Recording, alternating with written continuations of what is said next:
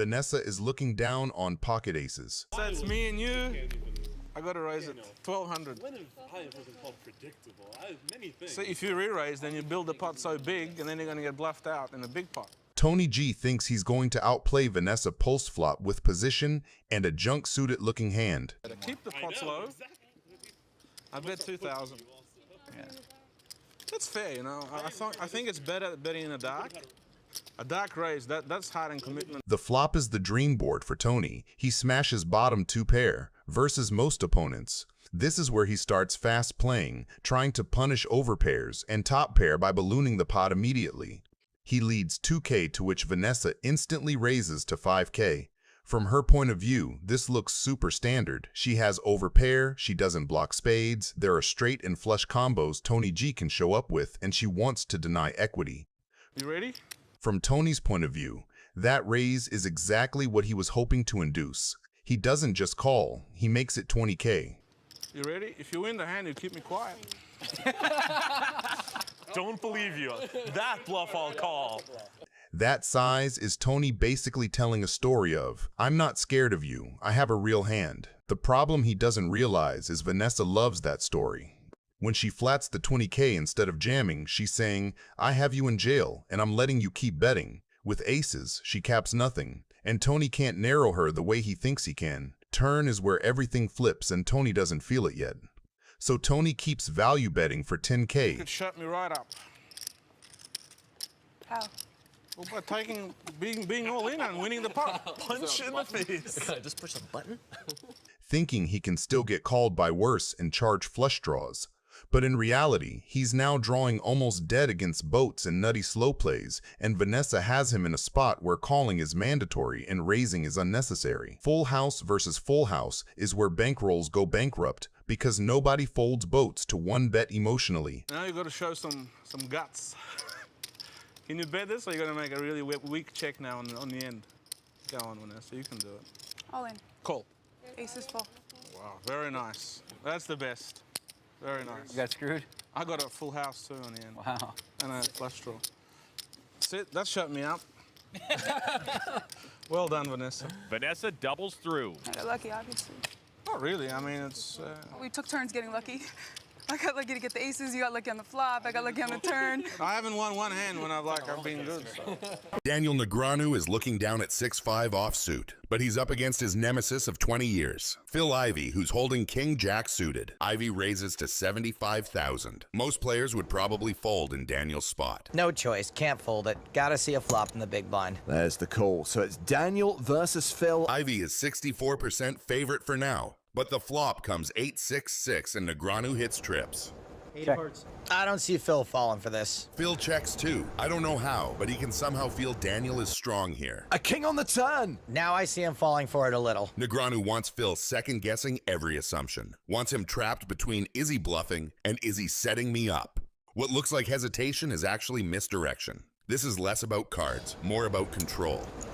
Daniel leads. Phil now with top pair. Even if you think Daniel has a 6, you can't just go fold in top pair. Negreanu's sizing here leaves Ivey about 3.5 to 1 on a call. And with top pair, that's usually a no-brainer. But what Daniel's really doing here is laying the groundwork for the river. He's planting the seed that says, if you call now, you're going to have to call big later. This is psychological compounding. Pressure applied in stages. Daniel is hoping that Phil did indeed hit that king on the turn, and he's going to try to make him sweat like a maniac. He calls. The river is a jack. Wow, Daniel is running better than Prefontaine. Daniel value bets his trips. Phil forced to call with top 2. Nope. So obvious you have a 6. Got 350. Trip 6s. Phil shows King Jack for top 2. Daniel's trip 6s take 5. Good call, good call. Good thing you didn't raise. That was smart. You know what you're doing. Phil Hellmuth is looking down at pocket 4s. Pre-flop begins with a sequence that illustrates exactly why Phil Hellmuth is the most frustrating player in the world to play against. Peter Jetton opens the action to 2,000 with ace-queen, a standard aggression from a young pro. Makija, sitting with pocket kings, wakes up with a monster and puts in a textbook 3-bet to 6,000. In a GTO world, the action should end here for most marginal hands, but Hellmuth, holding pocket 4s in the small blind, decides to cold call the 3-bet. This is a move that math-heavy players despise. He is playing set or fold, out of position against a range that crushes him. You might be the tightest player at the table, Lucky. Well, I thought you'd be the most aggressive. The best hand I had all night was 2 9s. This is like Bizarro poker, man. Jetting calls. You're playing like Phil Hellmuth, and Phil Hellmuth's playing like you. I don't know what's going on here. The flop falls low and connected texture that misses the pre-flop aggressor's high card range, but connects dangerously with the type of garbage hands Phil is known to defend. Here, Hellmuth deviates from standard strategy entirely. Instead of checking to the aggressor, he leads with a donk bet for 10,500. This bet is psychological warfare. He is effectively asking Makija, do you have an overpair, and are you willing to lose chips to find out if I have a set? Holding the kings, he cannot fold, but he also cannot raise without isolating himself against a set of 7s or 5s. The turn brings the 2, a card that adds significant equity to Phil's hand. He now holds a pair of 4s and an open-ended straight draw, needing an ace or a 6 to make a straight. Phil switches gears and checks, likely sensing that Makija is ready to fire. Feeling his kings are still ahead of a random pair or a draw, he bets 24,500 for value and protection. Phil's call here is loose. He is chasing a draw on a board where he could already be drawing dead to a set, but his stubbornness and perhaps a sense that the poker gods are with him keeps him in the hand. The river is the ace, the ultimate money card for Hellmuth. The dynamic shifts violently. Phil, having backed into the nuts, leads out for a massive 48. From Makija's perspective, this is a nightmare. The ace is a scare card and connects with the board's runout. Furthermore, Phil's line lead flop, check call turn, lead river, is incredibly strong. Only Phil Hellmuth can look into your soul to know if you have it. It represents a hand that was trapping on the turn and is now extracting maximum value. Makija looks at his pocket kings, which have now been downgraded to a mere bluff catcher. Oh, Phil. Close spot. He's still trying to pick something up off of Phil. All right, Phil. You can show me a bluff. Mac folds. If he was bluffing, he'd be smiling right now. So, believe me, he would love to show you that bluff. If Phil Hellmuth was bluffing with his muffin, you could definitely read his poker face. Vanessa Rousso is looking down on pocket aces. Pre-flop, this looks like a routine spot that secretly sets Vanessa up for maximum pain. She opens to 1,000 with aces, the dream starting hand, and gets flatted by Lex on the button with king 4 of clubs. Suited king in position versus a single raise is completely standard for him. He is not trying to make a monster. He is trying to play pots and lean on people post-flop. What Vanessa sees is a competent pro calling wide on the button. What she does not see is that this exact hand shape is built to crack an overpair on a low-paired board. Right here? This is the weird spot? No, the hand, that hand's the weird spot. The flop comes king 4-3. For ranges, this is a disaster for Vanessa and a celebration for Lex. She still has the overpair advantage in theory, but in practice his flatting range includes all the suited king X and random sets. He decides not to get fancy and leads 2,500, a small, confident attack that says, I connected. With top and bottom pair, he is miles ahead of all her one-pair hands, yet still vulnerable to overpairs and bigger kings, so betting to define the hand and start building a pot is perfect. The turn brings the queen, which is one of those cards that helps the aggressor's story more than it helps anyone's actual hand. From Vanessa's perspective, it is a brick. From Lex's seat, it is time to defend from the possible king-queen. When he fires 7,700, he is saying, I still have it and this board keeps getting better for me. With top and bottom pair, he is now comfortably ahead of every overpair. The only real disasters are sets or slow-played king-queen. Vanessa again just calls. That second call is very telling. She is no longer trying to protect aces. She is explicitly putting Lex on a king or a bluff and deciding to ride the hand down as a bluff catcher. The river pairs the 3, and that seemingly harmless card quietly locks in the cooler.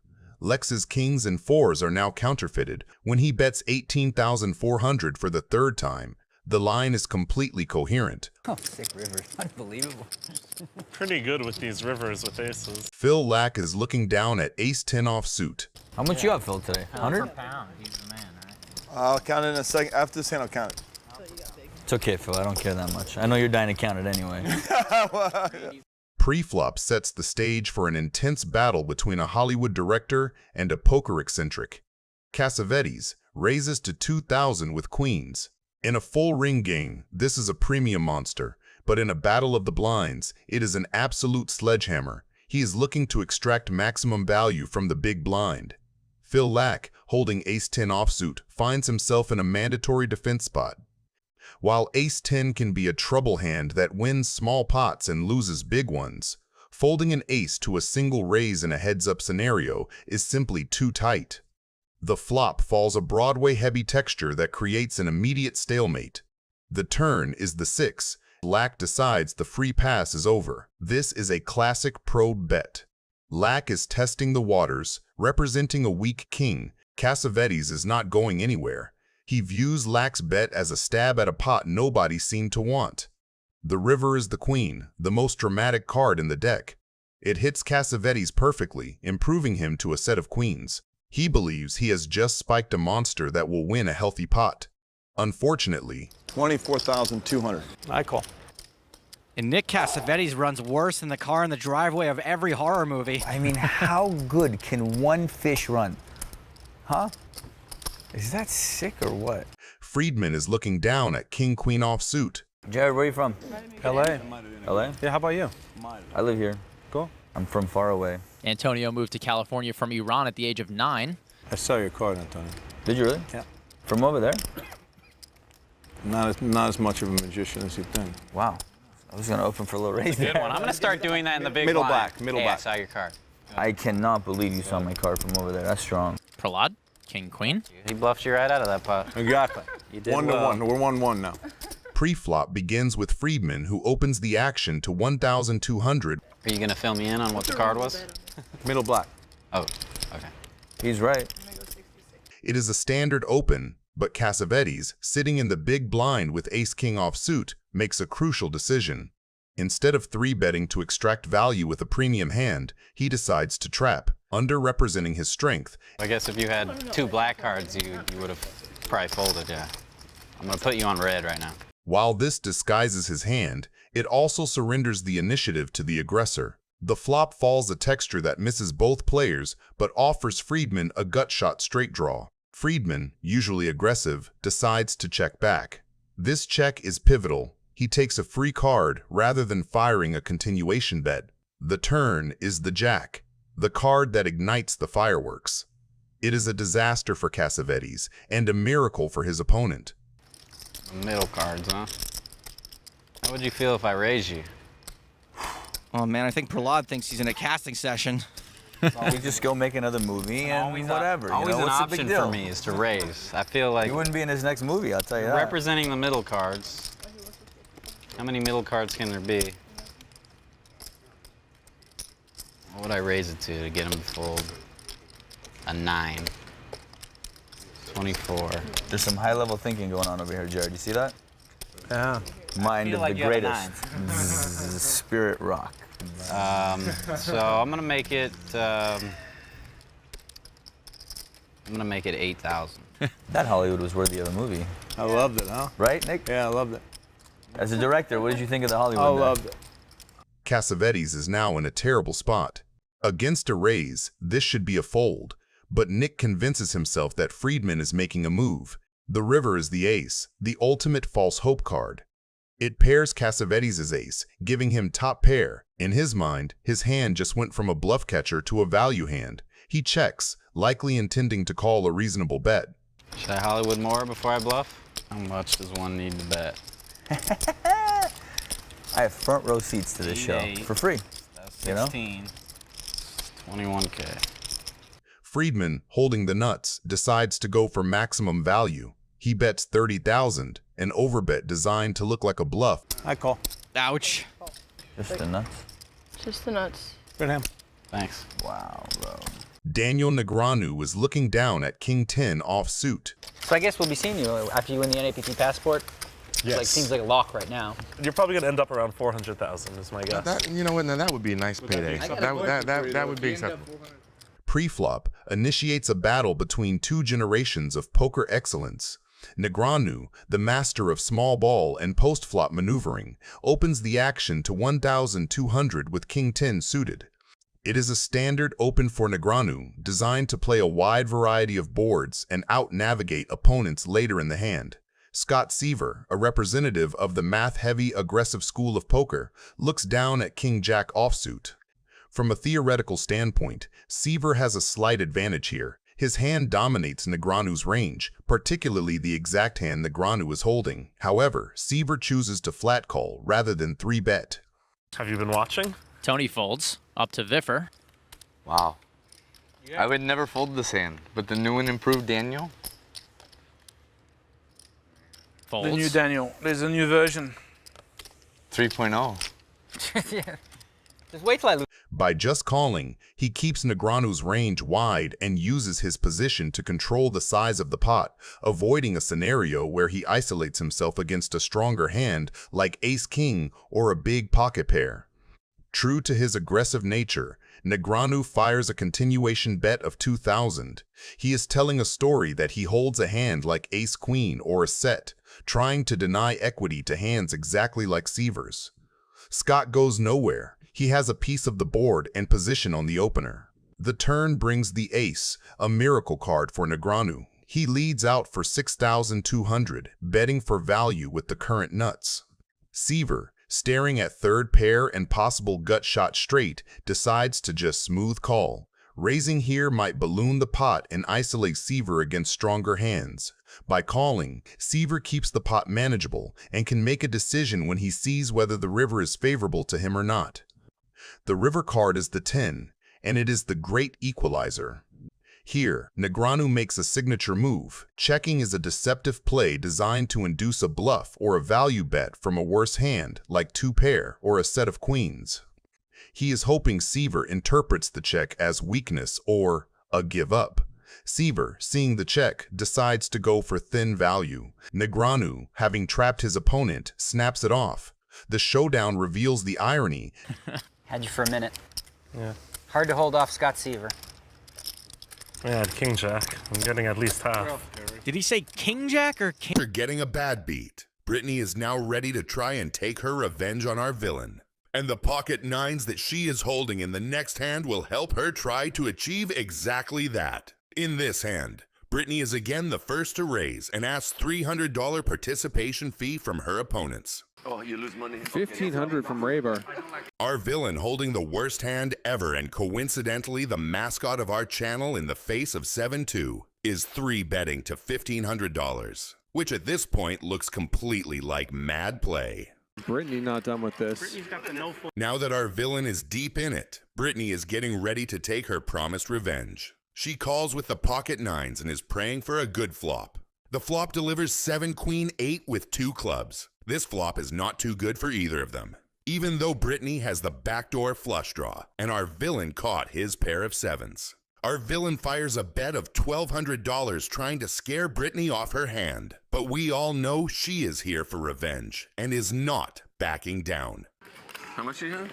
After the turn, villain makes one last attempt to get Britney off her hand by sizing her up and betting her all in. Little does he know, though, she is relentless and goes all in, and is planning to beat him with 93% equity. So, kind of a 7-deuce debacle developing here. Oh, there's the 7 on the river. What do you have?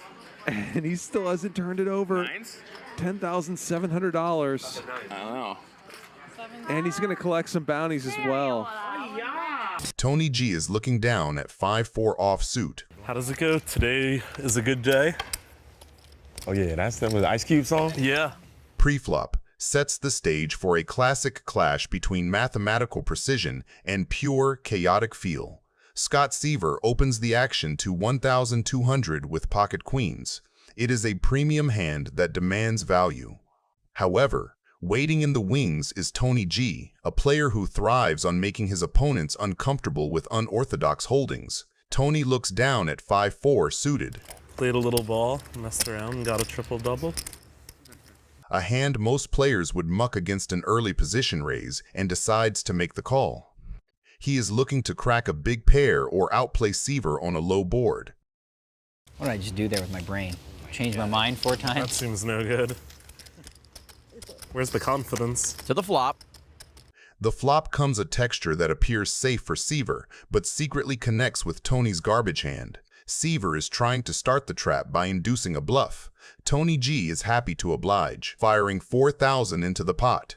Cannon, having missed completely, gets out of the way. Seiver, holding the overpair, makes the call. He is comfortably ahead of Tony's range, but by just calling, he allows Tony to see another card. Here we go. The turn card is the queen, a card that sends the hand into the stratosphere. By checking the turn, Seiver gives Tony a free roll to the river. He fails to charge the draw, assuming his set is invincible. The river is the ace, the most disastrous card in the deck for Scott Seiver. While it looks like a safe card that might have given an opponent top pair, Tony G, realizing he has backed into the nuts, fires a value bet of 10,000. Seiver now springs the trap he has been building since the flop. He check raises to 36,000, confident that his set of queens is the winner. He expects Tony to call with a worse set or 2 pair. When Tony G makes the call, the reality sinks in. If it didn't come a flush, I would have got it all in. I mean, that's how sick is that? How sick is that? How unlucky are you? It was sick for one of them. Tony G happy to pick up that. Mercier is looking down at 10 deuce suited. Pre-flop. This is Jason doing Jason things. There's no straddle? Opening 10 deuce suited from late position in a soft, splashy lineup. It is loose on paper but fine in practice. He has position, deep stacks, and 2 opponents who are clearly more interested in seeing flops than 3-betting him. Laliberte flatting ace-jack suited is standard. He keeps the pot multi-way with a hand that dominates a lot of Jason's opens.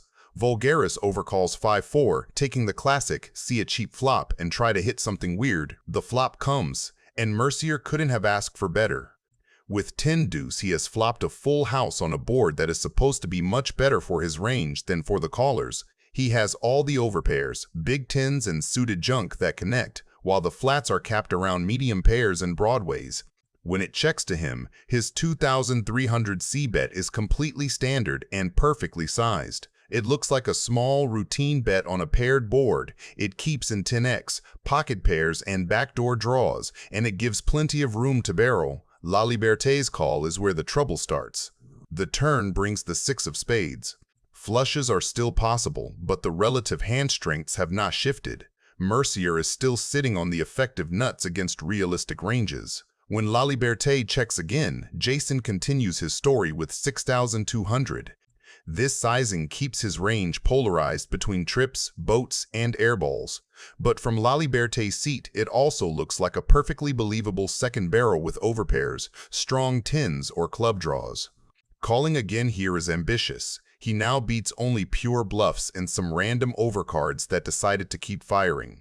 By the river, the pot has swelled to about 21,000, and the jack of diamonds peels off, giving Laliberte top pair in the most dangerous way possible. It improves him just enough to pay off, but not enough to actually change where he sits in the hierarchy of hands. After a third check, Mercier goes for 15,700, a very deliberate value sizing. And he calls. I was there, you know. Doyle Brunson. And I got my jack at the end. 2 spades. Oh my God. The spades come, I guess. Hellmuth is looking down on pocket kings. Pre-flop, this is a classic clash between raw power and disguised strength. Tony G opens light, Mercier flats on the button with pocket 3s, and Hellmuth in the blind wakes up with kings. Raise pot. His raise to 8,600 is a big, old-school squeeze sizing that tries to punish Tony's wide open and isolate one player. When Tony gets out of the way and... You had a couple of hundred on and I'll play every time pre-flop. Why don't you add some more money on, Phil? I'll give you a flip every time then. See what sort of a genius you are then. Mercier calls. The dynamic is already set. Phil has defined his range as extremely strong, while Jason has a capped, small pair suited connector, looking range that wants to see flops and play poker post-flop. The flop comes down a nightmare texture for Phil. 9, Queen, 3, all clubs. Mercier absolutely smashes it with bottom set on a monotone board, while Phil's overpair is in danger of being dead against any made flush or set. The turn pairs the queen, giving Mercier a full house and freezing a lot of Phil's perceived flushes. Jason checks again, continuing the trap. Now Phil feels safer. Paired boards mean fewer flushes and more chance his overpair is best. So he fires 7,000 as a delayed c-bet that targets exactly hands like tens, jacks, or a bare club. Mercier springs the trap with a raise. That line screams polarized. Either a queen, a big flush, or a bluff. With kings and the king of clubs, Phil decides to hang on and call, planning to reevaluate rivers. The river brings a fourth club, completing every possible flush and leaving full houses at the absolute top. From Mercier's seat, this is perfect. The story he has told of a strong queen or big flush is still completely consistent, and his actual hand, a full house, comfortably beats both. He jams, ripping in the rest of his stack. Come on, what in the heck is going on here? This is ridiculous.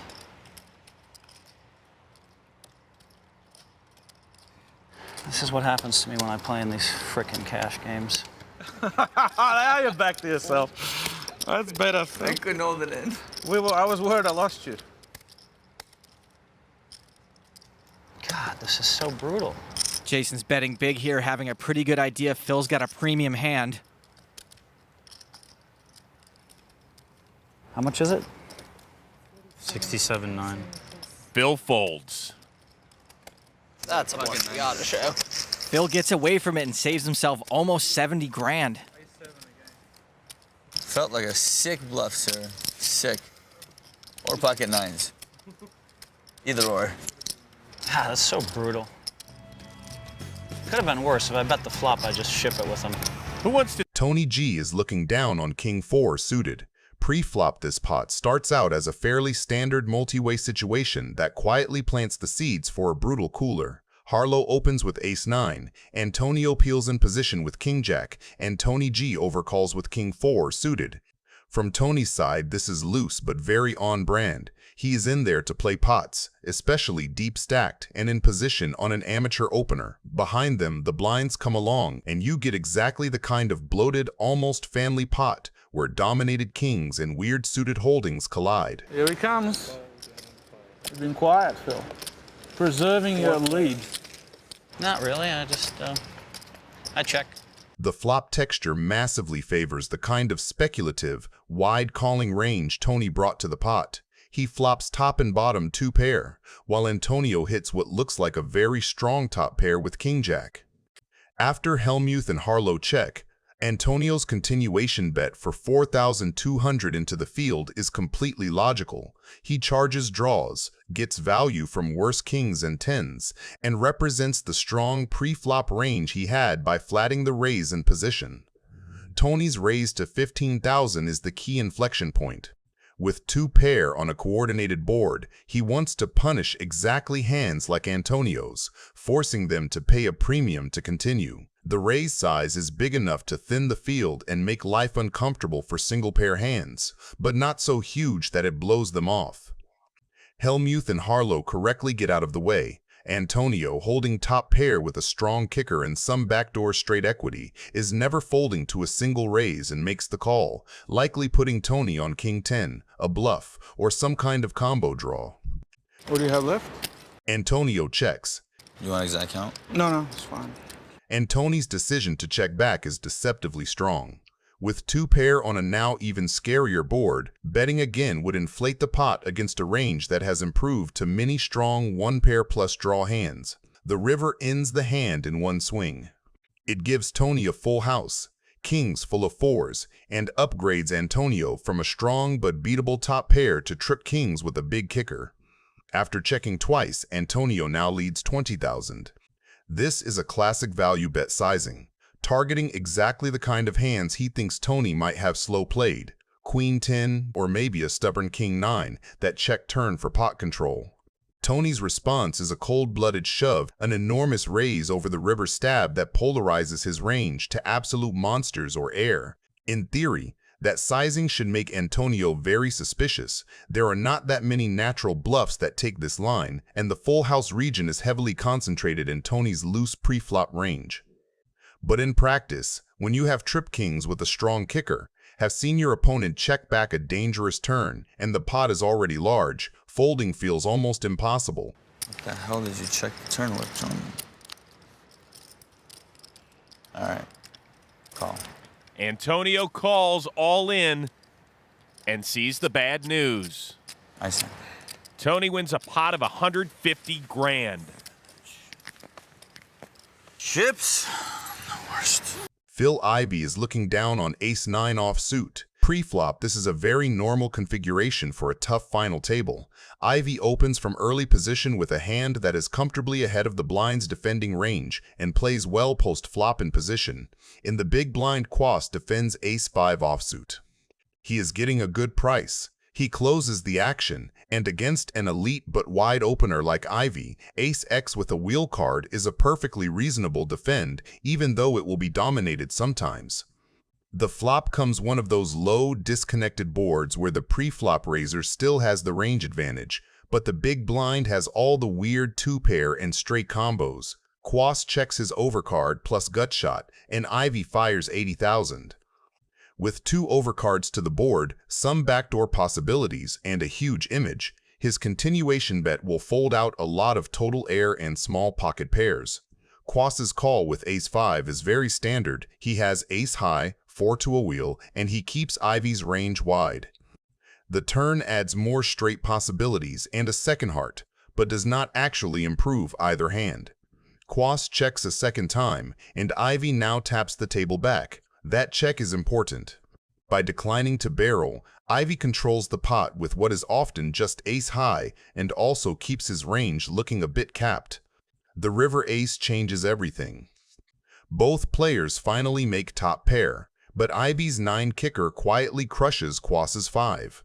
Quas checks a third time and Ivey goes for value with 150,000.